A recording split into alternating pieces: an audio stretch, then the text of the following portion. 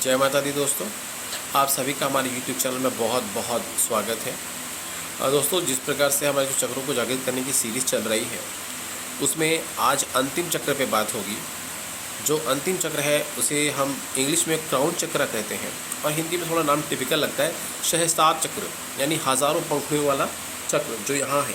हज़ारों पंखुड़ियाँ हैं इसमें, ठीक है। इसको इंग्लिश में ही मैं हमेशा बोलता हूँ क्योंकि मुझे सरल लगता है क्राउन चक्र बोलना, ठीक है। ताज चक्र ये क्या होता है इसके बारे में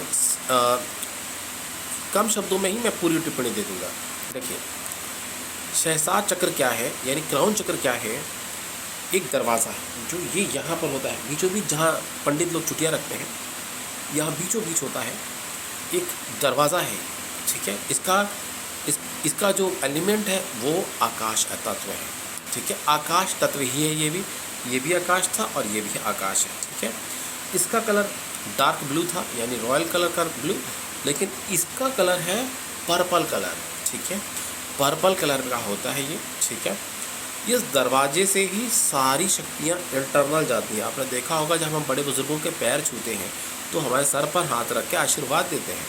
जब हम सर पर हाथ रख के आशीर्वाद देते हैं तो क्या करते हैं, इसी चक्र के द्वारा उनके शरीर की ऊर्जा हमारे शरीर में निहित होती है, ठीक है। तो अब आप समझने की बात यह है कि अगर आप किसी, मान लेते हैं, ऐसा समझ लेते हैं कि कोई व्यक्ति है जिसकी सोच अच्छी नहीं है, नकारात्मक सोच का व्यक्ति है, उसका आशीर्वाद हम लेने लगे तो क्या होगा, उसकी सोच का जितना असर है हमारे इस चक्र के द्वारा हमारे शरीर में चला जाता है, ठीक है।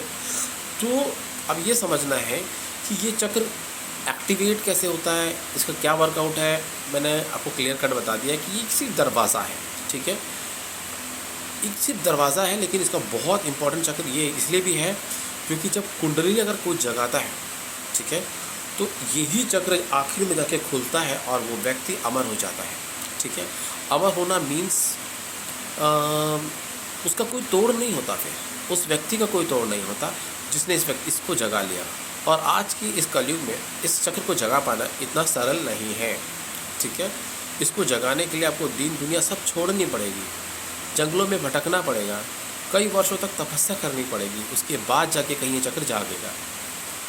सो अभी ये जान लीजिए कि जितनी भी हमारी जो भी ऊर्जा हमारे शरीर के अंदर प्रवेश करती है वो इस चक्र के द्वारा ही शरीर के अंदर प्रवेश करती है, ठीक है।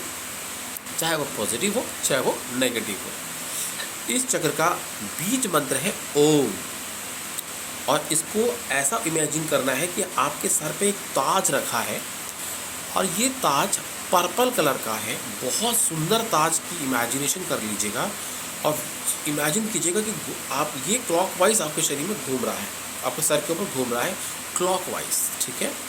क्लॉकवाइज घूम रहा है और क्लॉकवाइज घूमते हुए इसमें एक प्रकाश आ रहा है ओम का, ठीक है। ध्यान रखिएगा, इमेजिनेशन करना है, ठीक है। ये आपके सर पे घूम रहा है ताज और एक प्रकाश लाइट आ रही है जो ओम की एक लाइट है, बहुत तेज सफ़ेद प्रकाश, चमकीला तेज प्रकाश आपके शरीर में प्रवेश कर रहा है। वैसा इमेजिन करते हुए इसका जाप किया जाता है, ठीक है। तो इसका जाप भी वही है ओम, ध्यान मुद्रा ही रहेगी, ओम का जाप करना है, प्रतिदिन कीजिए, आप इसका चमत्कार देखिएगा। आप 15 से 20 दिन तक जब इसका जाप करना शुरू कर देंगे, आपके मस्त सिर के वही बीचों बीच बुदबुदाने की, फड़फड़ाने की आवाज़, मतलब फीलिंग आने आपको लग जाएगी जब ये चक्र एक्टिवेट होना स्टार्ट हो जाता है। ये सिर्फ एक्टिवेट भी हो जाए तो ये बहुत आपको सपोर्ट करेगा। आकाश तत्व सबसे बड़ा तत्व है, उसके साथ आपको अटैच कर देगा ये, ठीक है। जब आप आकाश तत्व के साथ अटैच हो गए तो समझ लीजिए कि आपने स्पिरिचुअलिटी में करीब करीब 70% की कामयाबी पा ली है, ठीक है। सो मैं इसी इस सीरीज़ को यहीं समाप्त करूंगा और अगली सीरीज़ में मैं आपको पार्ट 2 दूंगा, स्वयं सिद्धि, जिसकी मैंने सीरीज़ बनाई थी उसके पार्ट 1 की जगह अब मैं पार्ट 2 दूंगा जो अंतिम पार्ट होगा, और उस पार्ट में आपको स्वयं सिद्धि समाप्त कैसे होती है वो मैं आपको बता दूंगा, ठीक है। चलिए, मैं इसी के साथ वीडियो को विराम देता हूँ और आप सभी दोस्तों से एक गुजारिश करूँ कि आप हमारे चैनल को सब्सक्राइब करें, लाइक करें और शेयर करें। धन्यवाद। जय माता दी।